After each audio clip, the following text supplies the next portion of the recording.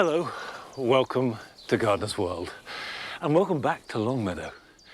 Now, in these extraordinary times, we said that we would bring you the programme whatever it took, and today it takes me filming here in the garden on my own. But we are determined we will bring you Gardener's World, and it's lovely to be back. And if you have a garden, of course, getting outside as much as possible is the best thing you could possibly do in these strange days. And if you don't have a garden, get outside within the limitations and enjoy the way that spring is unfolding. And it has been glorious. I know we've been stuck away inside for the most part, but the sun has shone, it hasn't rained, the blossom is coming, everything is flowering, the birds are singing. So let's enjoy what we can of it. Now, I'm doing just a very ordinary job here in the garden. I'm planting out some bulbs that I've grown in pots. These were a glorious daffodil called Tete-a-Tete.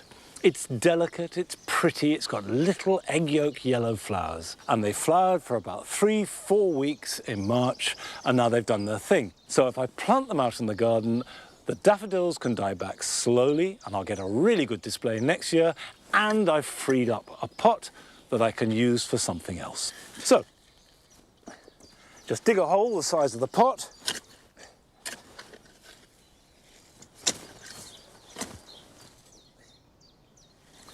And just try and take the whole thing out lock, stock and barrel. There we go. And I just plant it in as a clump.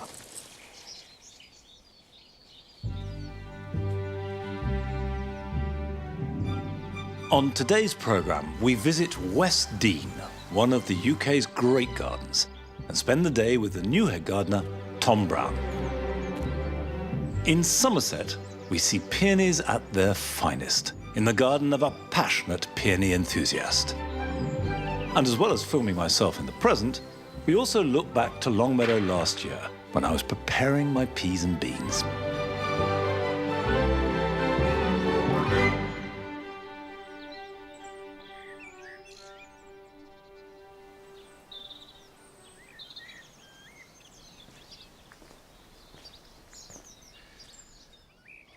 Although you haven't been here for a few weeks, the garden, of course, has been gaining strength by the day, and I've done everything I can to try and record it for you. So at least I can share glimpses of it. Like, for example, this fabulous cherry. This is the great white cherry, Tai Haiku, which is just beginning to go over, and the petals are falling. And actually, they're falling on this display here, which was planted by Rachel when she came here last October, with all its different and subtle shades of pale yellows and ivories and whites with the narcissi and the tulips, and absolutely glorious. Something that's given me particular pleasure this year are the success of the fritillaries.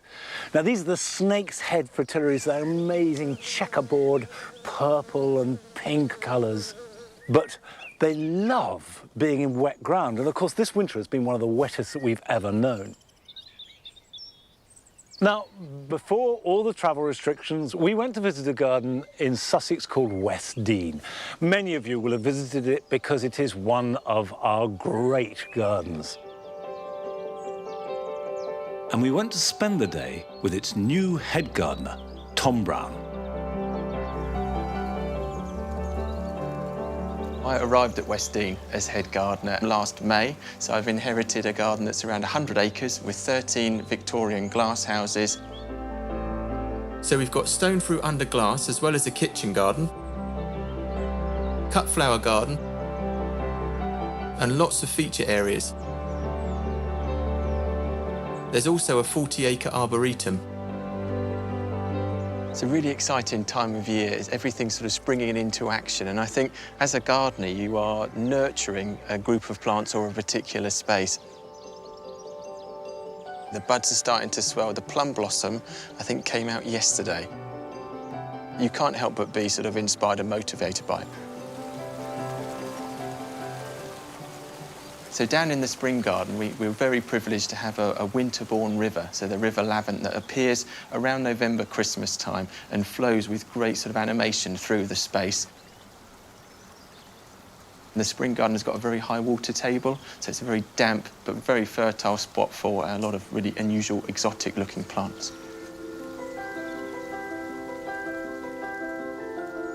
Jim Buckland and Sarah Wayne were here as head gardeners for around 28 years, and they built this garden from almost nothing.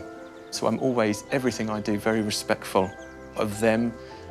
And I think in gardens like this, it's part of my job and part of our jobs collectively as head gardeners to be innovative and to experiment, to show people what can be achieved. Because if we stop doing that, I'm not quite sure who will.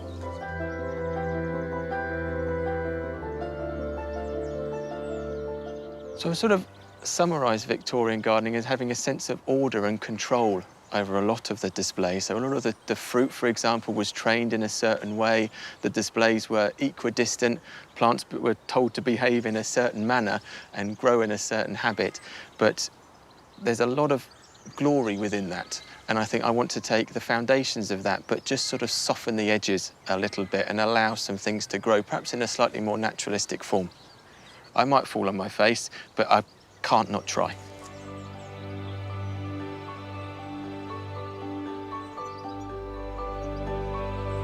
So traditionally, we've always done some really spectacular displays of bulbs in pots, of tulips, grape hyacinths. And what I wanted to do was just sort of put a marker down as trying to do something a little bit different and also respecting what's been here before, but not trying to replicate it. So this time we've gone for some miniature daffodils, but the group 8 type daffodils, which are the florist daffodils, which are incredibly scented. One of the daffodils is Avalanche, which is a lovely white daffodil which flowers quite late and is very scented. The second is Falsonet, which is similar in its habit to Avalanche, but just got that bright yellow vibrancy about it. Because they're sort of semi-miniature, they die down quite gracefully as well, not like their big blousy cousins. In a previous role at the RHS, I was trialling plants, and I'm keen to continue that approach here. One of the things that we're looking at Westdean is over 1,500 foxgloves, about 64 different types of each, growing them in big blocks out in the ground. So the idea is that during May and June, we can walk through and pick out those really spectacular ones that we can then grow for years to come. A lot of gardeners will go online, and what you think is going to be a lovely blue colour ends up to be a muddy pink, which is incredibly frustrating when you've gone through all the trouble of growing it. So by growing something en masse like that, which everybody can take what they want from, and hopefully when they see those things in flower, they can then go home and order those seeds in confidence that they know what they're going to get for their own gardens. Down in the spring garden, I've started on a more aesthetic planting project, as there were lots of tree ferns here, dotted individually through the landscape. One of the things with the area behind me, which we were restoring, it needed a focus. We needed to create more of a naturalistic glade type effect, a moment in the garden that people can then enjoy. So I've got a rough outline here of the river and then the wall at the back. One option would have been to put them in like soldiers, very regimented, and that's not the look that we're going for. We want it to look as if the man upstairs has planted them rather than some guy in a check shirt.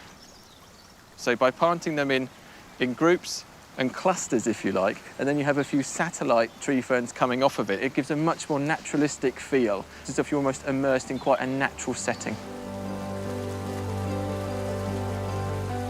After a year in post, I feel I'm striding forwards with a confidence, and I'm quite chuffed with myself for sort of getting this far and looking at how the garden has changed and how we've responded to some of the changes within the garden as well.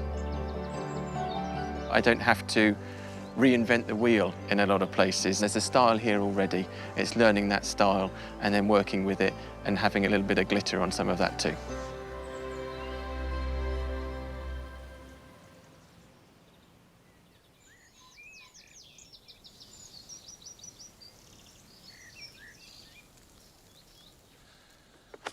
Watching that made me realise that I haven't been to Westdean for 18 years. That's far too long. So when life returns to normal, going back to see how he's getting on will be very high on my list of priorities. Now this summer, we all want colour, we want life, we want positivity. And a really good way of doing that is to sow some tender annuals now, and they will be ready to plant out sometime in June and flower from July right through to the first frosts. And I know getting hold of seed is getting increasingly difficult because people can't get to garden centres, and online sometimes they're very busy. So don't be frightened of using up old seed if you've got any. And I've got some zinnias left over from last year. Now, zinnias are a fantastic plant, full of flower, ranging from pinks through to bright oranges. Get some peat-free compost. If need be, you can use soil from the garden. If you've got a sieve, so much the better to break it up a bit.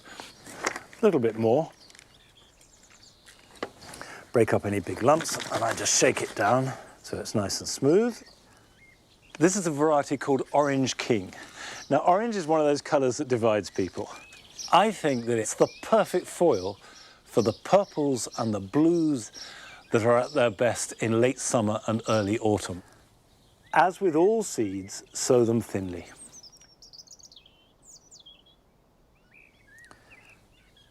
That's enough in there. So I'm going to put those back in the seed packet. There we go. Cover it over very lightly.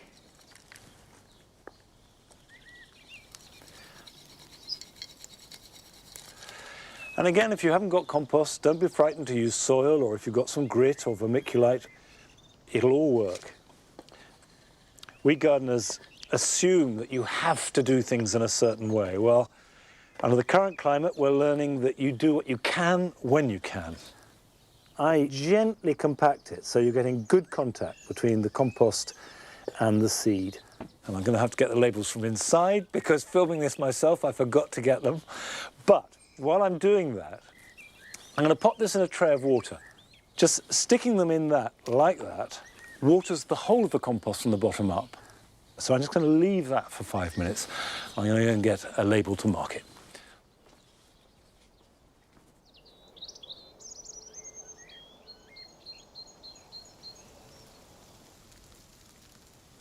Now, once it's had a soak, and you can see that the top of the compost is getting damp, I'll just drain this off. And then this wants to go somewhere warm. If you've got a greenhouse, that's ideal. But a windowsill above a radiator is absolutely fine. When the seedlings emerge, be careful they don't scorch in very bright sun. And then in about 3-4 weeks' time, we can prick them out together. These zinnias will grow and be ready to flower by mid to late summer, and they will go on flowering till the first frost. Now, a plant that is just limbering up, ready to flower, perhaps it is in some very southern gardens, is the peony. And peonies are the most voluptuous spring flower that there is, and everybody can see the beauty of them. But we went to visit a gardener in Somerset who doesn't just like peonies, she doesn't appreciate peonies, she has fallen in love with them.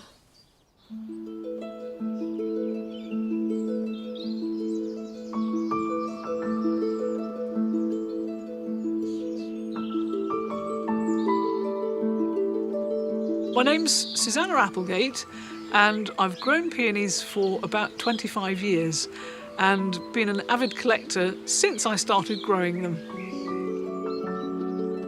When I saw my first peony, I thought, I've never seen a flower like this. And it was just, I use the word awesome, but I don't use it lightly. And it was absolutely awesome. I thought, right, this is where I want to be with these plants. Peonies are great because of the colours, the shape of the flowers, and they bring lots of joy between the middle of May and right through to the end of June. There are 5 major flower forms of peonies, from the very simple one, which is the single. Then you have the imperial flower, or otherwise known as the anemone type, the semi-double, the double flower, and then finally you've got the bomb, or the triple decker, and that's a distinct 3-layer flower.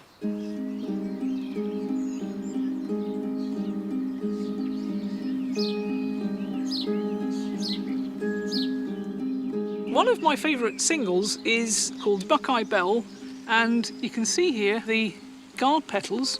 These are the outer petals, and as they open, They reveal the stamens, and in the centre you've got the carpels, which are the seed pods. With a double or a semi-double flower, you've got many, many more petals in the centre.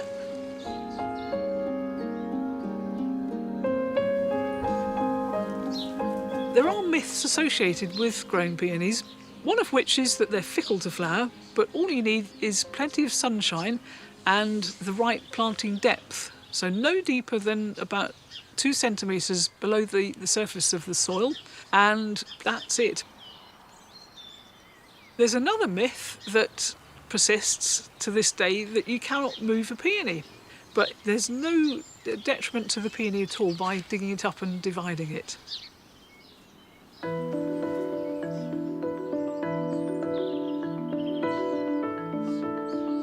If you've never grown peonies before, the best plant to start with, I would say, is Bowl of Beauty. It's very floriferous, so within a short space of time you're going to get a lot of flowers, and that will give you the confidence to carry on and collect a few more cultivars.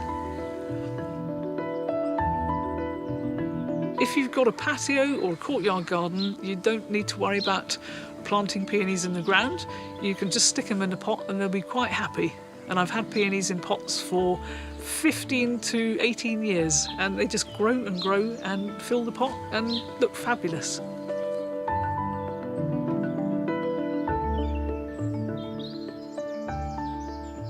They are virtually maintenance-free, apart from cutting them back in the autumn when the foliage dies back with the herbaceous peonies. That's not the case with the tree peonies or the intersectional hybrids. It's only the herbaceous peonies that need cutting back.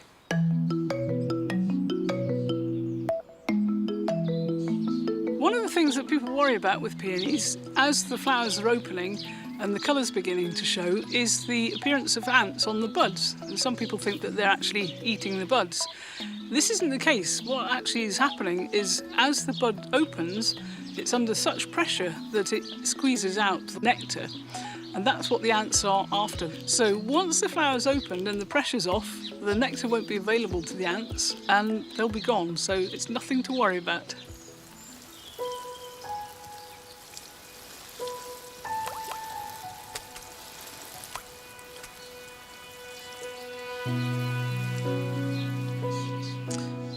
What I really love about peonies is that they react to their environment. And we've had a recent downpour, but the flower has closed up to try and prevent the rain from washing the pollen off the stamens. But what actually happens is that the rain drains down to the guard petals and it tips the flower to one side and empties the flower of water.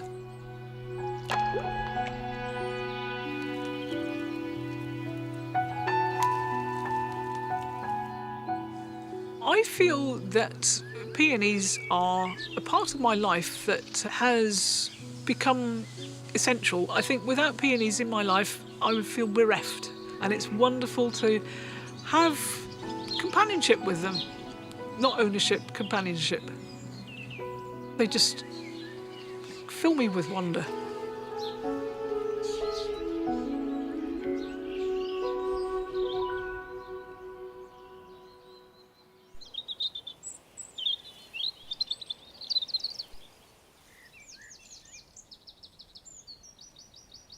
The peonies here at Longmeadow are just starting to produce buds, and it won't be long now before they explode into flower. The writing garden is in full flow now, and although a relatively small space, I think it has a really big impact. At this stage of spring, the writing garden is dominated by the summer snowflake, Leucojum, and also the late daffodil Thalia, which is one of my favourites, and it's got the most wonderful fragrance. And the effect is a mass of flower in the borders with this narrow path running through it. But it's really important that the path curves, because if it was just a straight line, that would be quite dull, and also you would just zoom with your eyes to the end. But because the path curves slowly, that slows the eye down, and then it reaches the entrance between two hedges, and it compresses the space. And also, as you enter into a new space, it then expands out again. And even the simplest garden should be designed to achieve the maximum effect that you're after. I've always grown as much produce as I can, and I know that the current situation has stimulated a lot of you to do so too, maybe for the very first time. So let's take a look back at this time last year when I was preparing my veg beds. This is one of my favourite jobs of spring, putting up the bean sticks.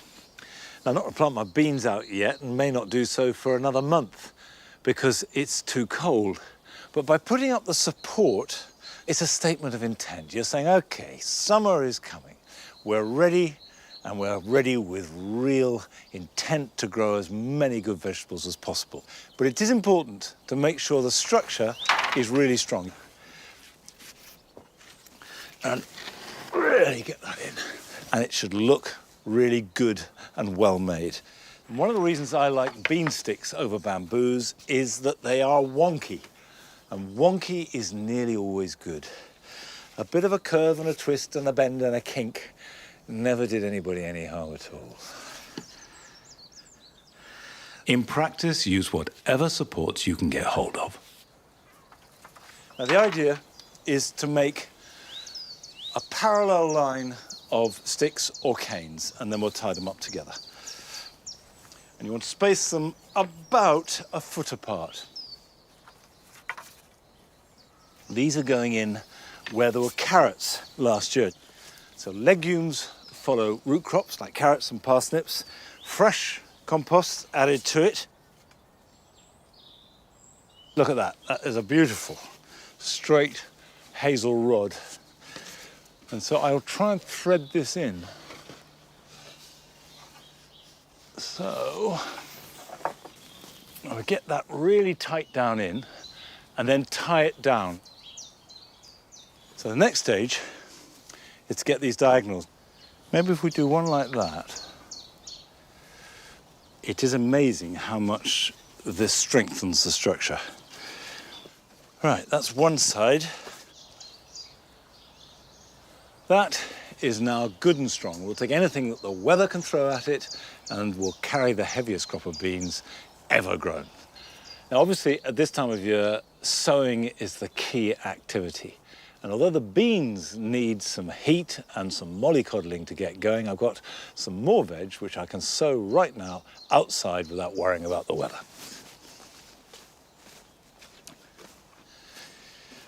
In this empty bed here, I want to sow peas. It's fair to say there's some controversy about the best way to sow peas. Whether you should sow single rows, double rows, or triple rows, and the best spacing. On balance, I think a double or a triple row is the most economic use of space, and you get the best results. Now, I've got different varieties of peas, ranging from alderman here, which is 6 foot tall, a really good old-fashioned pea.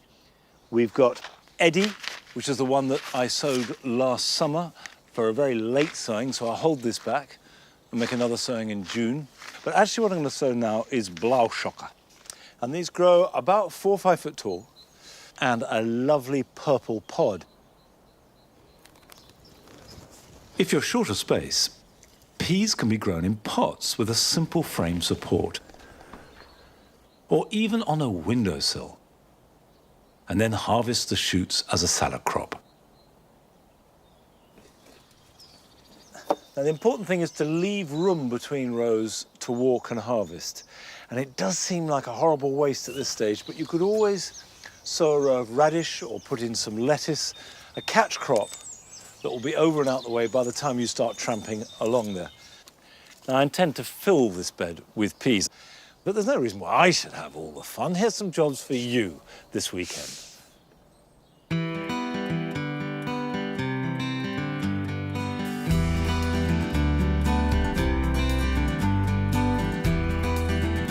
If you have a favourite dahlia growing in a pot, now is a very good time to take cuttings. Choose a nice straight shoot and using a sharp knife, cut it off as close to the tuber as you can. Cut off excess foliage and put it into a very gritty compost mix. Then place it somewhere warm, water it, and keep the air around it moist, and it should root in a few weeks' time.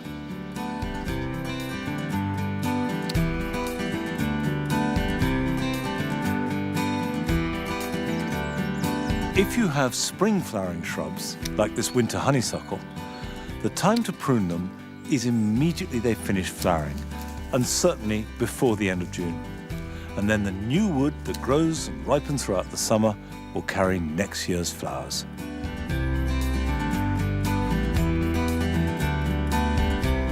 If you sowed tomatoes earlier in spring, they'll be a good size, but check the roots.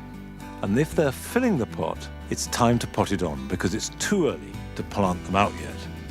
Place the pot in its container inside another one and fill it with compost. And then carefully take out the smaller pot, remove the tomato and pop it back into the space that you've created.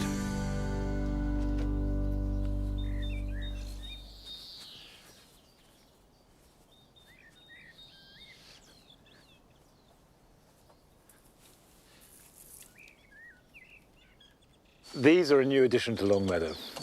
Given that it's been quite difficult to get eggs, I thought it was time that we got back to our own hens again. So we've got these 6 light Sussex pullets that should start laying in a week or 2. Now, last week, I asked if you could send us short films of what you're doing in your garden at the moment. Here's an example.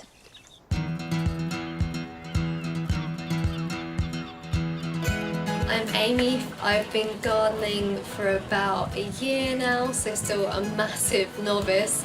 I grow on my tiny terrace in central Brighton. Everything I do is to try and be as eco-friendly and sustainable as possible. So all of my veg plants are actually grown in old craft beer kegs that I get from my local pub. I'm going to show you how you can sow seeds using old toilet rolls. Cut about an inch into the bottom of each toilet roll to create 4 little flaps, and then you can fold them over to create the bottom of your little pot. So you can plant these directly into the ground, and because they're cardboard it will degrade quite quickly. I like to cut them off before I do it, just because I think it gives the plant the best possible start. So that's my top tip for using toilet rolls to plant your seedlings this year. Thank you, Amy. Now, if you would like to send us a film, what I would say is, can you make your films in landscape? Hold the phone horizontally rather than portrait. And if you've got any doubts about how to do it, go to our website. And what I would stress is do what matters to you. Don't be shy. Share it with us. Share yourself. Make yourself the star of your own film. Now that's it for this week. And we'll be back at the usual time of 8:30 next Friday. Until then, bye-bye.